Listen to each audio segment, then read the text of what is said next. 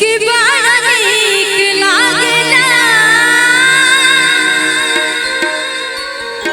बलम जी के बोलिया